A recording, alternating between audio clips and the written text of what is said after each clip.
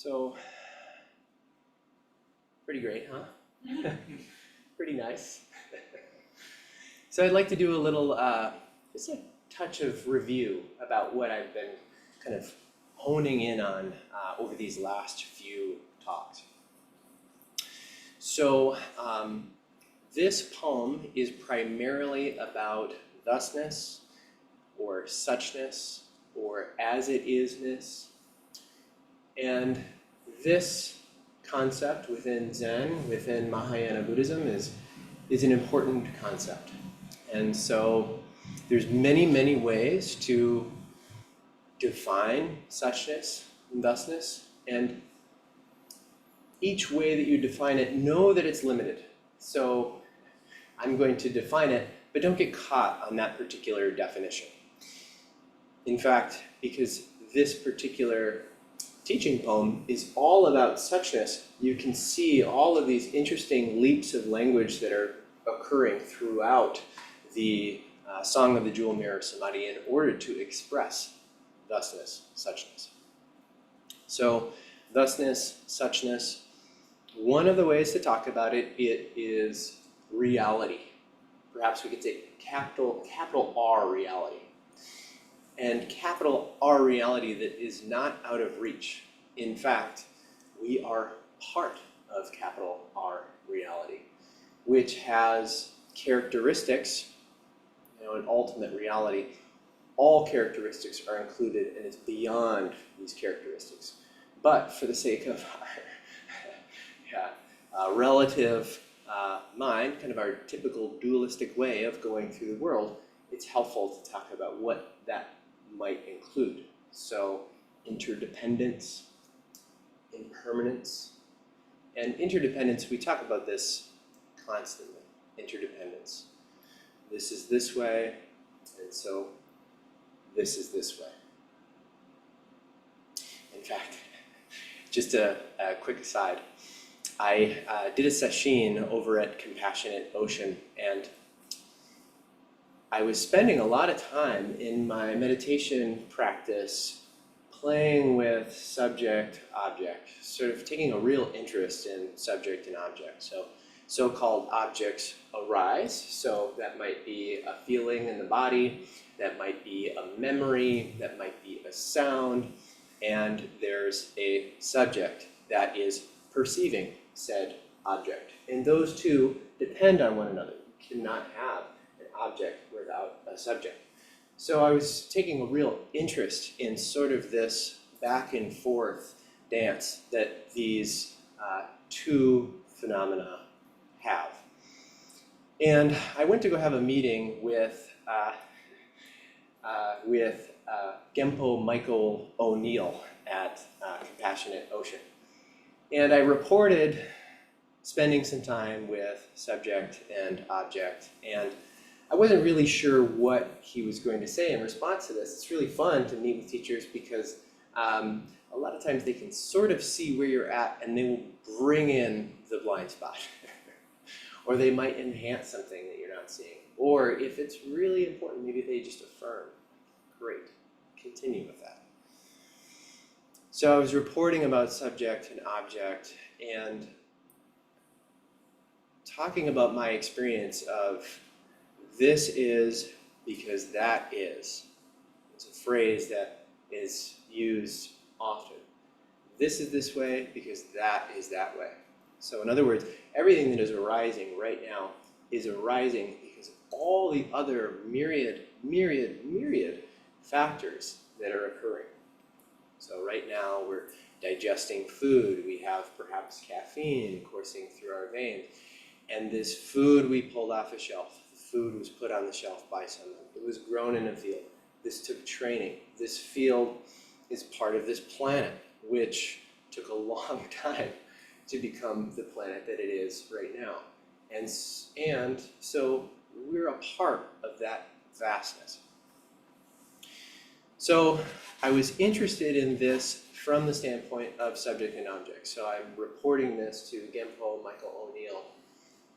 And he said, yeah, well, I like to think about it in terms of this is this way because that is that way, in the sense that I'm here because you're here.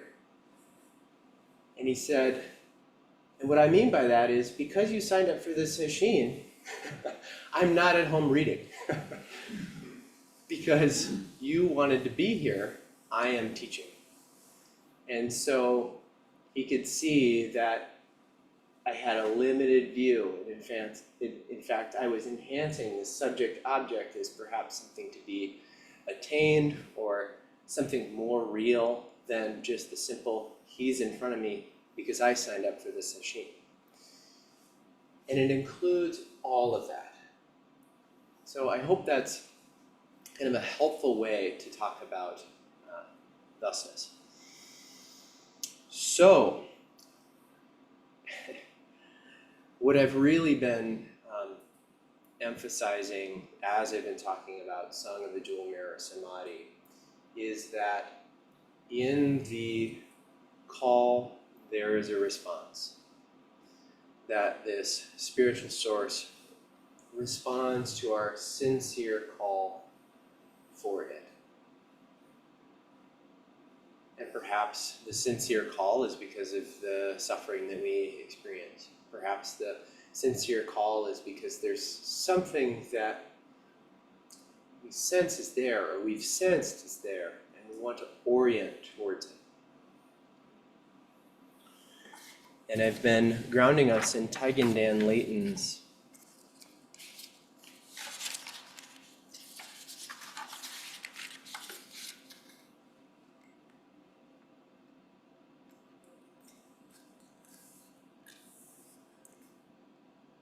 I'm going to finish this sentence.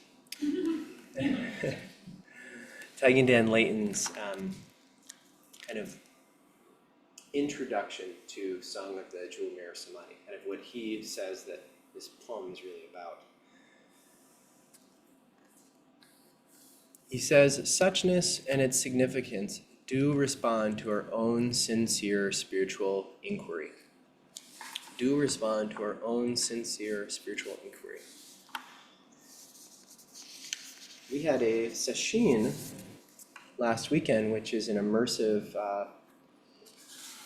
meditation intensive, and we chanted the lifespan of the thus come one. And I was thrilled to see this theme was within this particular sutra. So this is the Buddha talking. That's my understanding. When I look at living beings, I see them drown in the sea of suffering. Therefore, I do not show myself, causing them to thirst for me. Then, when their minds are filled with yearning, at last I appear and preach the law for them. Such are my transcendental powers. Constantly I've dwelled on Holy Eagle Peak and in various other places.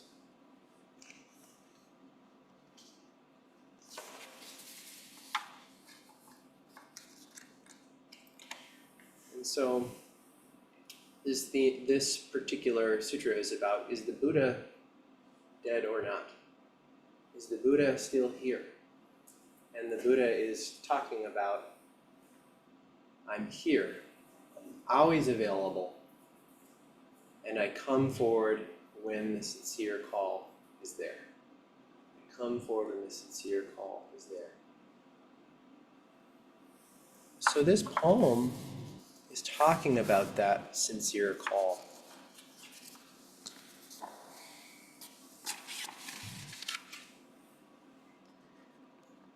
And where did we leave off last time?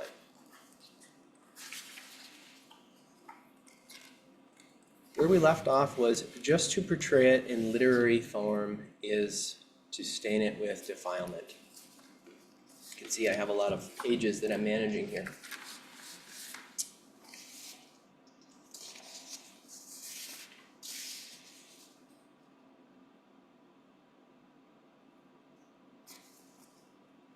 Just to portray it in literary form is to stain it with defilement. This poem is a literary expression of thusness. So there's humor in this line. Because here we are, portraying it in literary form. And yet, it's not defiled. We get caught by language. There's a poem by Robert Bly that I really love. It's called Things to Think. And he here is challenging our sense of expectation within the world. And part of the reason why I love this poem is because it's incredibly absurd. The imagery is just silly. It's so strange. Things to think. Think in ways you've never thought before. If the phone rings, think of it as carrying a message, larger than anything you've ever heard, vaster than 100 lines of Yeats. Think that someone may bring a bear to your door, maybe wounded and deranged. Or think that a moose has risen out of the lake, and he's carrying on his antlers a child of your own whom you've never seen. When someone knocks on the door, think that he's about to give you something large, tell you you're forgiven, or that it's not necessary to work all the time, or that it's been decided that if you lie down, no one will die. Things to think. So the way that we often go through the world, and this extends to our Zen practice, is we have already divided the world up. We go to work and we see that person that we saw yesterday, and they're the same person that they were 10 years ago. They're the exact same person. In our minds, they're definitely not. They're brand new. Completely different. But we superimpose our views onto this particular individual. So this is the defilement that Song of the Jewel Mirror is talking about. That we have an idea of how a thing is, and then we carry that idea forth. We sit Zazen. We had an experience yesterday that was like this. And we try to recreate it. Or like, I've been doing this for a while, I know exactly what I'm doing. Or I have no idea what I'm doing. I never know what I'm doing. So in Robert Bly's poem, he's encouraging us. Think about things differently. Think about things in ways that you've never thought about them. And much of the Mahayana literature is encouraging us to think in ways that are not the way that we typically think about things. We have myriad bodhisattvas that are gathering in space. We have strange, miraculous things that are occurring within the Mahayana text. It's encouraging us to see things differently because we get caught using our imagination to see things differently, which includes ourselves. And sometimes we sit on the cushion and we feel like we have a broken heart. And our stories of who we've been in the past, the mistakes that we've made, continue to lap up on the shore of our awareness. And we get mistaken. Song of the Jewel Mirror Samadhi reminds us that we're much bigger than we think we are. That who we really are, which includes that brokenheartedness, is vast, beyond conception. And this can be something that is experienced. This can be something that we uncover, that we build a relationship with, open to, bringing in.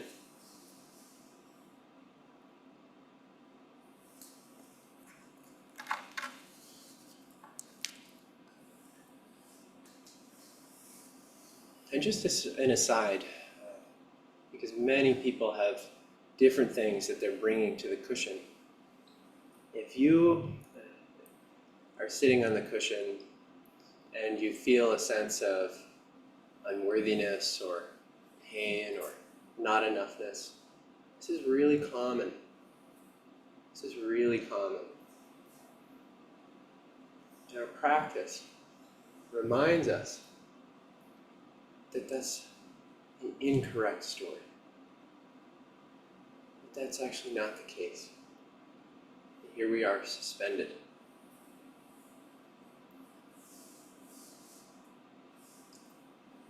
Encountering the Buddha, moment after moment.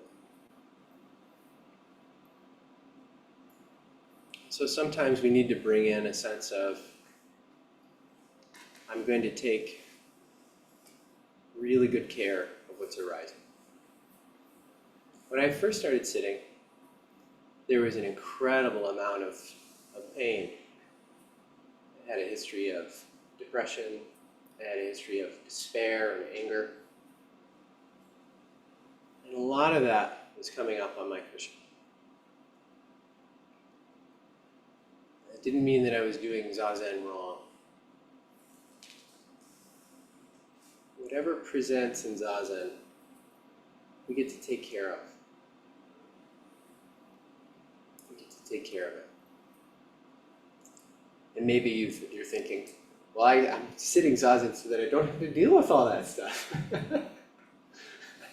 Because I'm sick of it.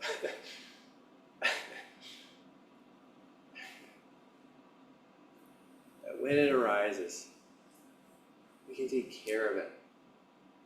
And when we take care of it, we're already so much larger than we were before. Because we're not engaging in the battle of, I need to become something better, I need to become something different, I need to have a good experience, I need to have an awakening experience. Instead, we're just letting the tenderness of our heart mind, endure. Not in a, a grinding kind of way, but endure what's arising. With Avalokiteshvara's eyes, with Kanzeon's eyes. How do I bear this? How do I hold this? And over time, what happens is that reactivity circuit starts to wear itself out. That reactivity circuit starts to wear itself out. So that suddenly and gradually, what used to knock us down for hours or days or a moment presents. And we're able to hold it. In fact, we see the way that it's being held. And our sense of our bodies, our sense of space expands. And this tradition teaches us that, in fact, it's already expanded. So we're not creating an expansion. We're just moving from a habitual mode of being to a different way of being. And allowing that to open us.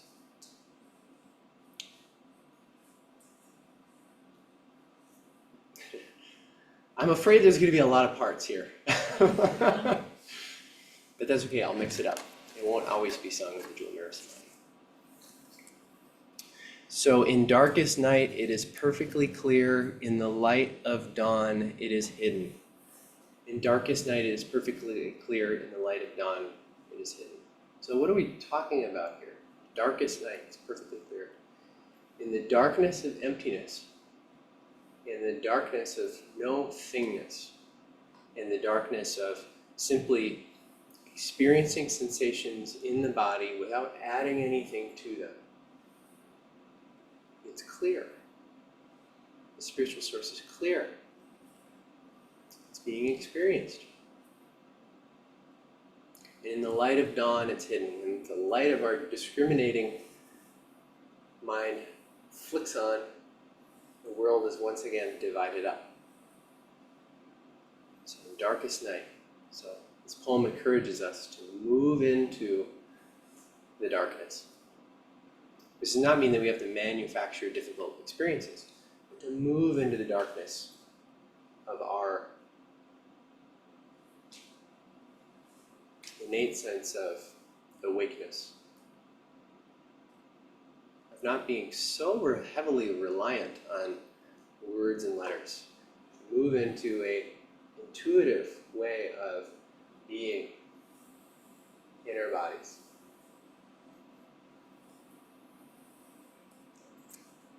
So darkness here is an allusion to the absolute and the light of dawn to the relative.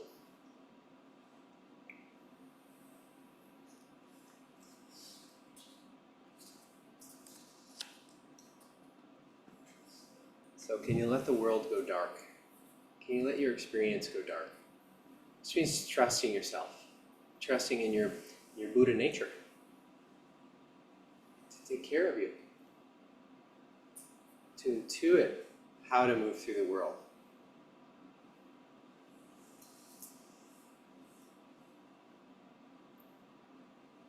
And if you've ever sat with us during morning zazen here, get a feel for this. Being in the darkness together. Things don't quite have their edges. Our minds haven't kicked on in the way that they tend to do by noon, or 10 a.m., or 9 a.m., or sometimes that early in the dark too. Certainly.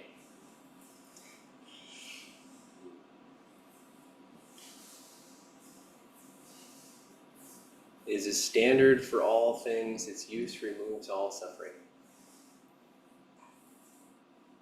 It's a standard for all things. Its use removes all suffering.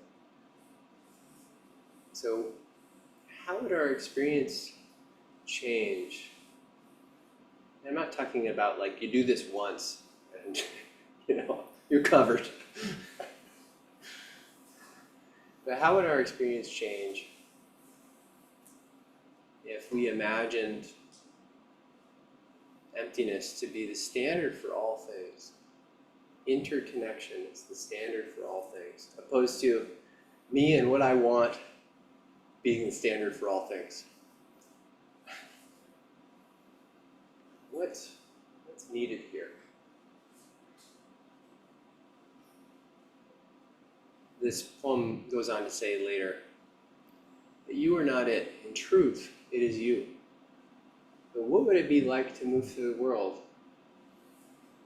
and think, oh, this whole experience, this is actually me. This whole thing. The sounds, the sights, the other beings, this whole thing is me. This is why we take care of our cushions. We're practicing remembering it. Oh, yeah, this cushion's me. This is why we try to take such good care of the forms. This whole thing is me. And if I can hold this form, and you can hold that form, we take care of each other in mutuality.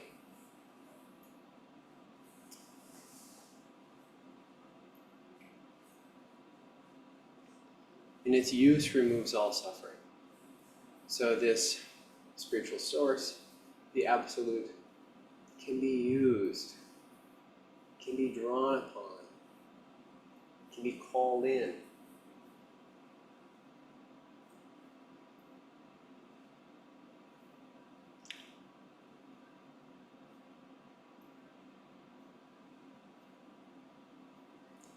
We chanted Heart of Great Perfect Wisdom Sutra. Avalokiteshvara Bodhisattva, when deeply practicing Prajnaparamita, clearly saw that all five aggregates are empty and thus relieved all suffering. This is a way that we can engage with our experience, with our bodies, our minds, the world around us. See deeply and relieve all suffering. We practice in this tradition.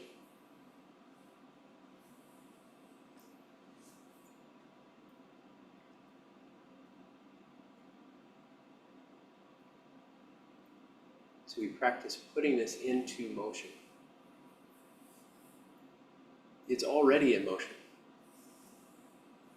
Spend time starting to discern it in the darkness. Get to know it. bring it in. How does that change things? And although it is not constructed, it is not beyond words. So this poem has such an interesting rhythm to it. So it makes a point. You'll see this in Dogen's work too. It makes a point and then it says something perhaps along the opposite ends of the spectrum. So earlier, the meaning does not reside in the words, but a pivotal moment brings it forth. Just to portray it in literary form is to stain it with defilement. And although it is not constructed, it is not beyond words. So it also includes words. It includes language. It includes thinking.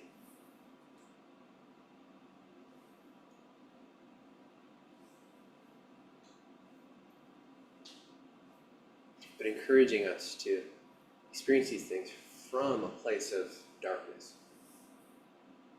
And that, maybe that's a challenging word in our culture.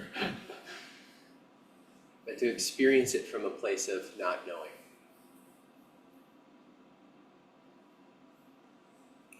And to recognize that our views are so often partial.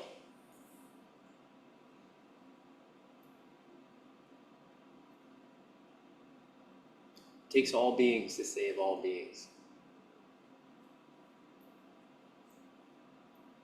We can see from our point of view, and we can grow our point of view. We learn from other beings different points of view. It's not about having the right point of view.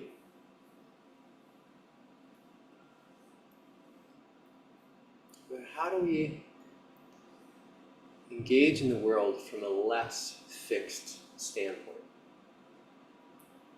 I mean, not to bring in politics. And some people really want politics brought in, and some people, as soon as they hear the politics word, they're like, "Oh, geez, what time is it? Can I see the clock from where I am?" It's got to be over soon. But if you think about the political climate, it's fixed view opposing fixed view. Fixed views opposing fixed views. How can we be in the world in a way that says, I have values, I've taken the precepts, I care about human suffering, I want everyone to be free, without having a fixed idea of how to do that, or a fixed idea of who we gotta be?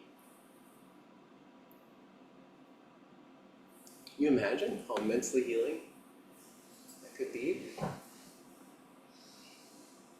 If we moved into not knowing together?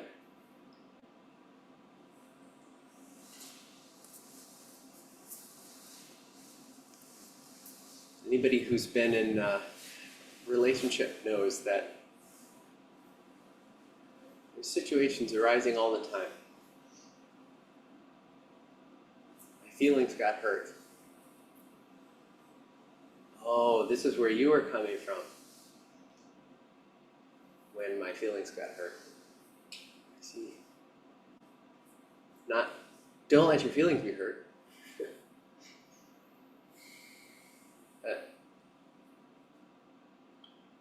No, sorry I hurt your feelings. Daishin, during his talk last week, I keep hearing Daishin saying in his East Coast accent, "Eat crow, Prue." Eat crow. That's such a great story. So nobody wants to eat crow. But the heart is much bigger than me and mine.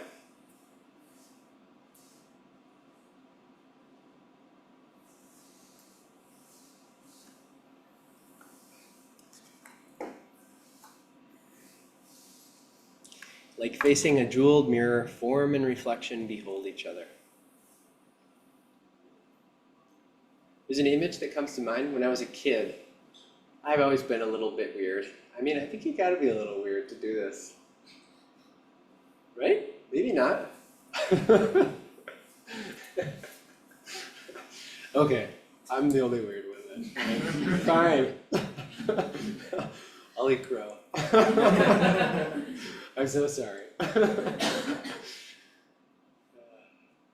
But I remember being a kid, and we had in our bathroom, we had one of those mirror cabinets that had 3 panels. You could open the center one, you could open the outside one, you could open the other side one.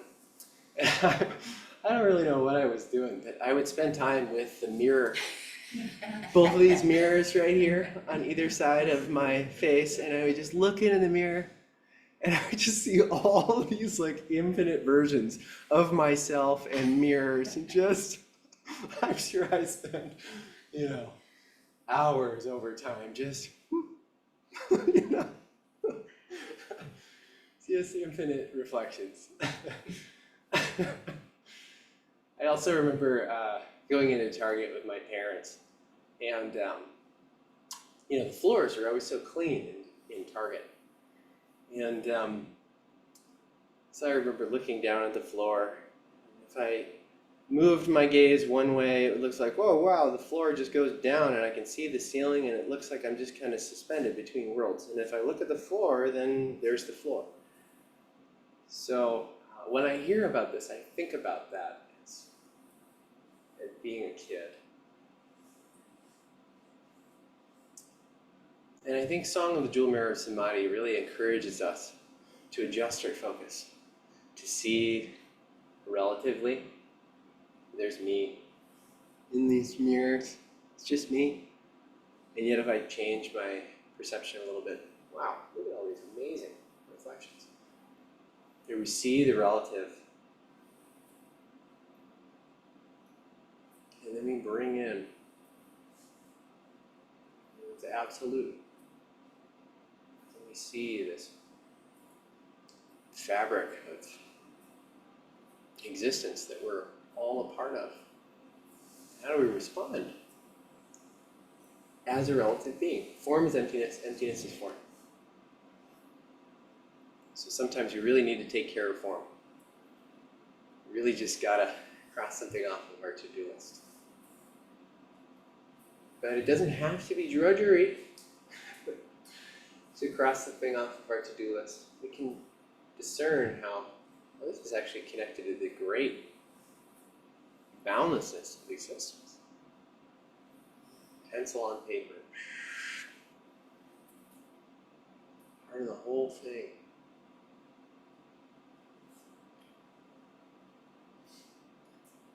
Form and reflection behold each other. You are not it, but in truth, it is you. And tune in. Being in mind, you gotta do it. Can we also be in mind from a place of this whole thing is you. The whole thing is you. I went to Walgreens the other day. I was looking for a very specific kind of mouthwash, so I needed to make a special trip. They had it there. And there was somebody outside, and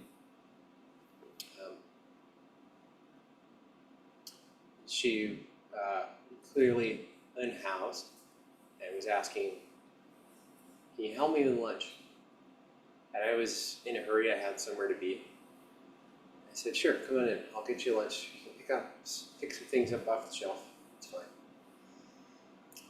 And it ended up being a whole thing. I had places that I needed to be, and she's like, what's my limit? $10 is fine, we can do $10. It's okay.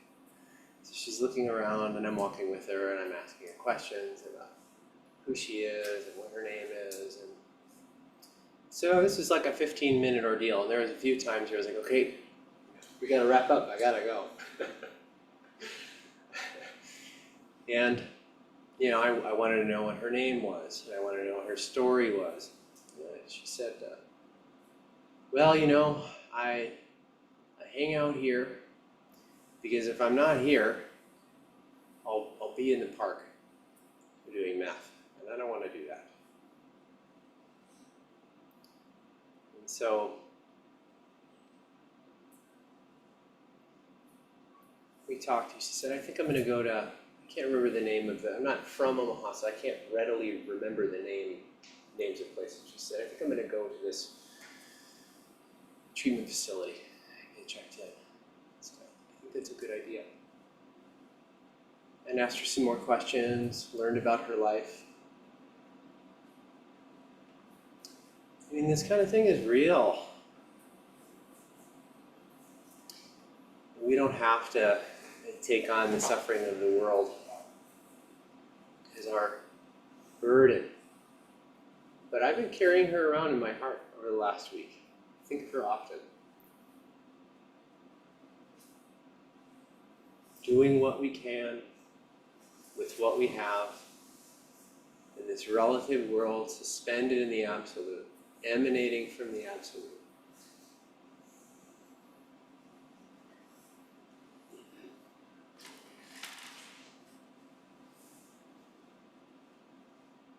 And I don't even know if what I did was helpful. It seemed like it was helpful. I really don't know. I hope my words were generous. That maybe she also felt like, I was a little irritated. I don't know. But I do know that it's good to try.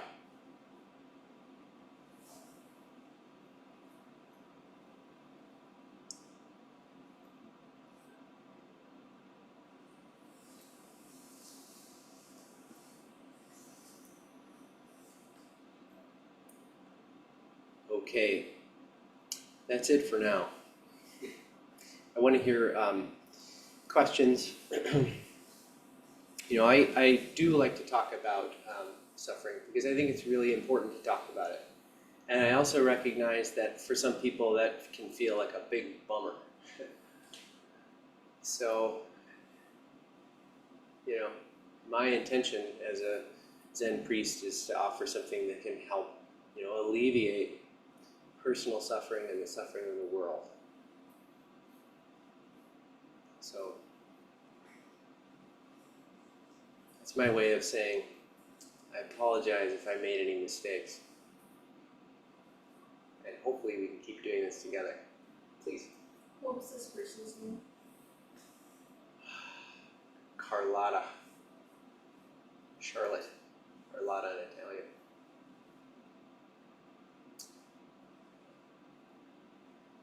It's nice to know. Okay, so a few things before we open it up to questions. One, I'm going to take a break from Song of the Dual Mirror Samadhi. Part 4 will come at a later date. So my next Dharma talk will be about something different. So if you're ready to mix things up, come to the next talk. And if you're interested to hear more about the Song of Dual Mirror Samadhi, come to the next talk. And go to that one too. All right, thoughts, questions, reflections. People online, you can just unmute yourself. We'd love to hear from you. People in the room. Go ahead. The concept of suchness is really elusive to me. And, so you bring up the idea of, interconnection, emptiness, etc. But I've also seen, the aspect of it that Robert Bly brings in, which is what happens when you look at something without definition of context or ideas, stories, etc. And I read something once, or heard something once, about suchness being described as a teacup on Mars. And it's basically, it's there, it has no context, there's no tea, there's no saucer, there's no table, there's no human to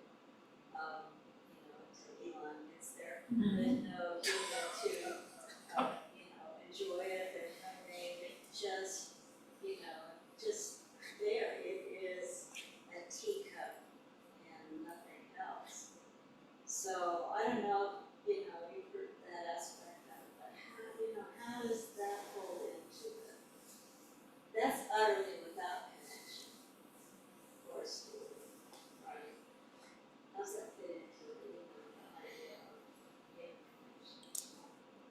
does that fit into it? Well, Pam, so people online, were you able to hear Pam's question?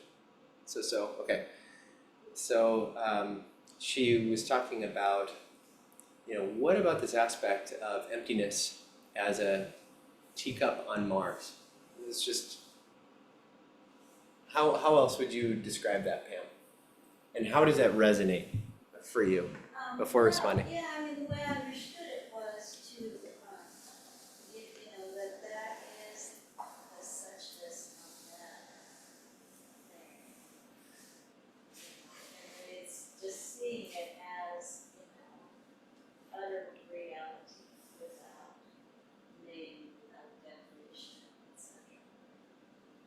Which maybe in a way is what Lai is talking about. It allows us to be completely open in how we look at it. Yeah. Let's see.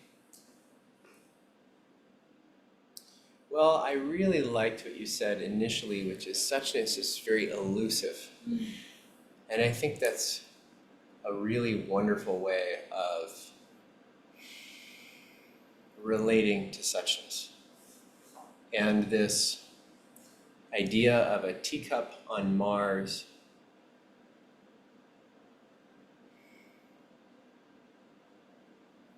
it's so interesting because, the world comes to us from our point of view. And I think the way that I want to relate to this, and I think there's many. In fact, I'm just going to pivot real quick. In Tenzo Kyokun, there is a translation by Uchiyama Roshi, and he talks about a teacup in that particular translation. And one of the things he says is like, okay, you put a teacup between us. We have this idea that it's the same teacup. But it's not the same teacup. He says, because I'm looking at it from my point of view, and from my point of view, there is the various light. There's a different graphic on this side of the cup. The handle may or may not be in view. And from your side, you're seeing the cup from your perspective. It's an entirely different cup. And there's all of this conditioning built into it. Some people don't like fine china. And if this is a fine china cup, somebody may have an afflictive experience of that particular cup. So what...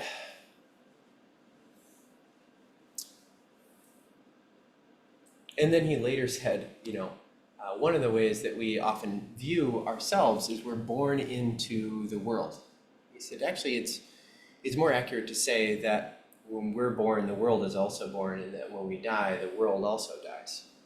So really, he's emphasizing in this particular teaching that this unique experience of being alive is the entire world that you are born into.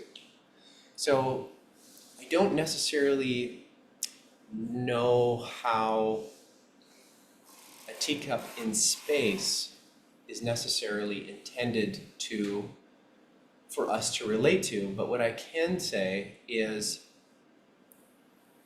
we can practice seeing the various layers of conditioning that arise within our own experience as we relate to phenomena. And so, we do this in our Zen practice. We do this from day to day. So-and-so shows up and we love that person very much. And then so-and-so says something that rubs us completely wrong. And then suddenly they're a person that we dislike for an extended period of time. This is, the nature of conditioning. So seeing the conditioning, what is the conditioning that we can see? What is the conditioning that we can put down? And one thing that I really like about Song of the Jewel Mirror Samadhi is it sort of takes us out of it, in a sense, of simply being, and we experience this during sesshin. And, I was walking, nothing else happening. And then maybe the mind starts to kick in and be like, oh wow, okay, if I had this experience now, how do I sustain this experience? Oh, it's gone, it's gone. How do I get this experience back? So sort of resting in this not knowing place before superimposing all of our ideas on things. And when we get quiet, we can really begin to see. There's a teacup in space, and now there's a teacup in space that on Mars that I need to get to. I need to build a rocket ship to get there. So, so I think that's what I want to say. I hope that was helpful. All right, maybe just one more. Thank you for your talk. And I like anything. I like anything that encourages us to remember that it's not even accurate to say that we're connected or that we are not alone, because that still implies like some kind of separation. Like anything that points in the direction of like we fundamentally are not separate. There's an aspect to us, and so when you're talking about like the teacup and we're talking about Buddha nature, like there's this quality that all of us, that we spring from, that's already there all the time, that's always there. And so the only thing that I'm actually really concern myself with, like when I'm sitting, when you're talking about suffering and how our practice, like what is it, what like unconditioned, what about us is unconditioned that we can remember or make space for, or, you know, because when you were talking about like when you first started sitting and you had all this depression, and like goodness knows all of us have our own experiences with like depression and anxiety, and I feel like, and to be very clear, like depression is a really complex thing, and there's all these different factors that go into it and whatnot, but I do genuinely believe that like depression and anxiety at its core there's like, you feel very separate. You have a felt sense of being separate from everybody and everything. And so when we're sitting and we're talking about this like contextless, this like unconditioned thing that we are bringing to the experience, this difficult thing that comes up, I don't know, like when we say that we're turning towards it, we're observing it, it almost sounds like a little clinical and dry, like it's a quality of awareness that we're cultivating. And yes, we are, we're turning towards it, we're holding whatever it is that's coming up, but there's like a warmth to it. Like when you start describing it, because it's pre-verbal, it's pre-thought, you start using these descriptors that are like tactile because we're embodying it. And it's a felt sense, it's warmth, and I genuinely believe that it comes from that place that is like resonant of the reality that we are not, there is literally not 1 second of the day that we are not supported. We are supported all the time by the world around us, even if we don't feel it. That's the thing that stinks. But like, if we can somehow kind of like make a little adjustment so that we can encounter even our difficult experiences with something that's resonant of that quality of ourselves that's always there, then I think we have a better chance of not piling on to the suffering and actually having it kind of run its course or learn something from it or relate to it in a way that's like adaptive and healthy. Woohoo! Say something in response to Saracen? I appreciate what you said. It's very true about depression. I've spent most of my life since adolescence dealing with mental health struggles, and I wanted to touch also on suchness about that, which was, I spent a lot of time as, especially as a teenager, trying to figure out why this was happening, right? Like, my parents were fine, we were socioeconomically secure. There wasn't really a source that I could find about why this was happening. And sometimes when you look at suffering, for me, it was instead of trying to pin down a source of what should be happening, what could be happening, why it is happening, it was much more important to instead look at what it was and say, okay, I have this thing that I take a medication for every day. And and when I do better, it is because I can acknowledge that there is this thing that I must deal with. It's not necessarily, or not even that I must deal with, there's this thing that's there. That you can acknowledge, once I acknowledge what was there, and I'm trying not to give advice here, but once I acknowledge what was there, and just realize that maybe I didn't need to know the cause of everything in my life, or the normative, or what should be or could be, and just kind of accepted what was, I was able to take kind of control of my own life a little bit better. So maybe that's success. I love it. Yeah, I wanna comment on both of these comments because they're just such important points in our Zen practice. Sarah, I really love that you brought in warmth. I mean, that's so important. It's so important. I've said this before, but a lot of my early experiences, and this kind of gets to what you were saying too, Hayden, was I started to notice this way in which I was sort of dismissing my own experience, sort of coldly waiting for things to, finally stop, and then realize like, oh, I need to bring in warmth here. And I really loved what you also said, because bringing warmth to our practice can open us to the warmth that is already there. So I really want to just emphasize that point. And then Hayden too, I really loved what you shared about trying to figure it out. What's this, why is this even happening? Shifting to, can I just acknowledge this? Can I just be with this? Can I see this? And let that begin to be the way in which we respond. If you can acknowledge it, you don't have to find a cause or find a solution or find whatever, then you can move on to it, is what I was trying to say. You don't have to, not everything has to be problem solved first. Right.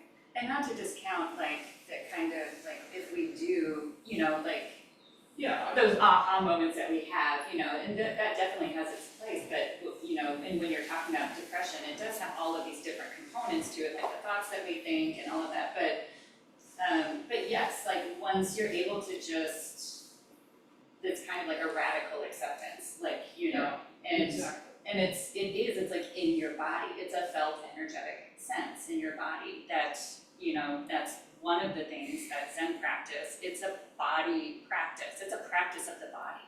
And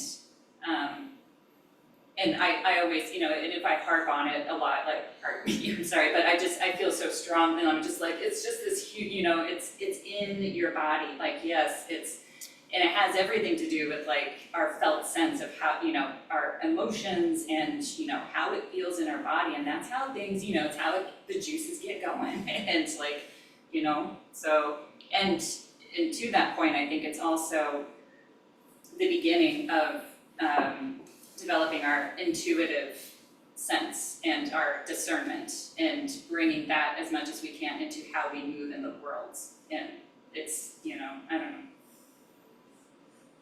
Yeah, a lot of really great conversation on this. Keep talking about it at coffee and tea, for sure. The last thing that I'll close with is, early Buddhist teachings really emphasized the body. The foundation of mindfulness is being with the body, in the body. So we're not objectifying the body and trying to distance ourselves from it, but we're moving into the body, experiencing in a sensate way the body within the body. I met with someone recently who reported, I feel like I'm running constantly. And so we talked about this person's meditation experience, and we talked about getting embodied. How do you move into your body so you can start to experience this differently? And so, I asked about this person's experience, and this person said, it sort of felt like this. It had sort of this airy quality to it. I could tell this person felt like, well, that can't be it. And emphasize, if your experience of the body is an airy quality, that is experiencing the body. And this person lit up.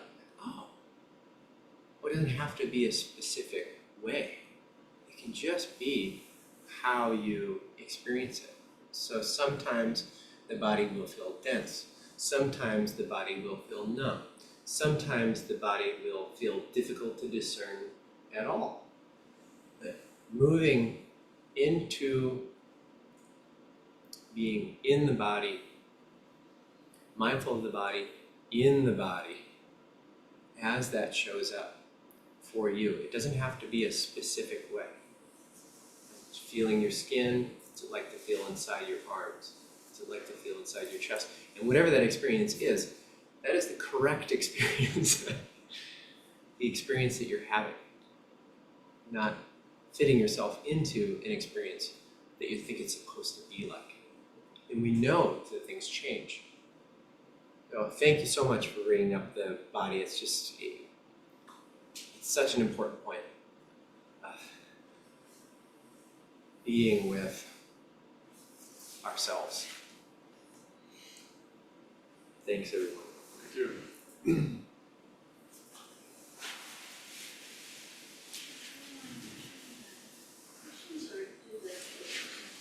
Announcements?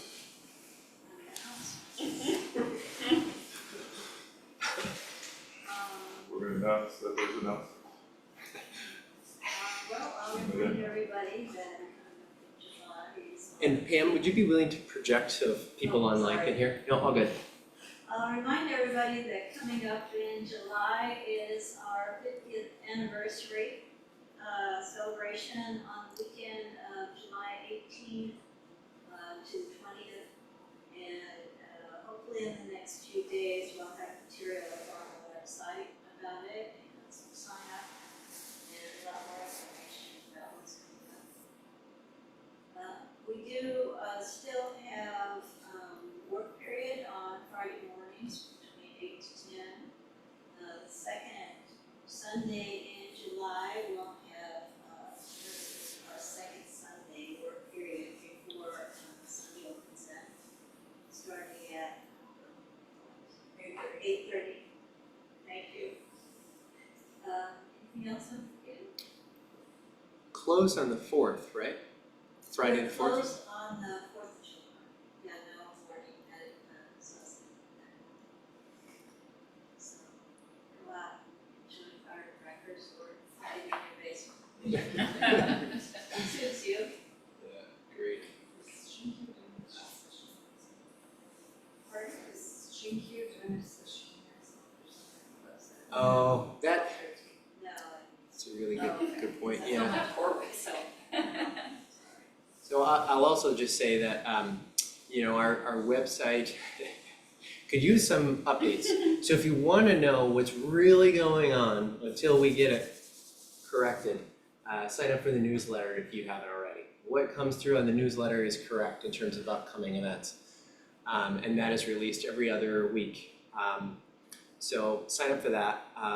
Also, I just wanted to mention now that I will be doing what is called a lazy day retreat in the first week of August. So it'll be August 2nd. And those details will be in the newsletter and eventually they'll be on the website as well.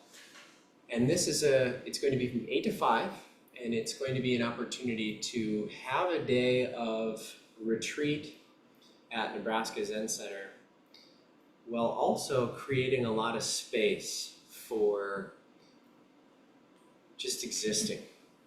So it'll be less sitting intensive. There will be shared sitting, and the Zendo will be open the entire time.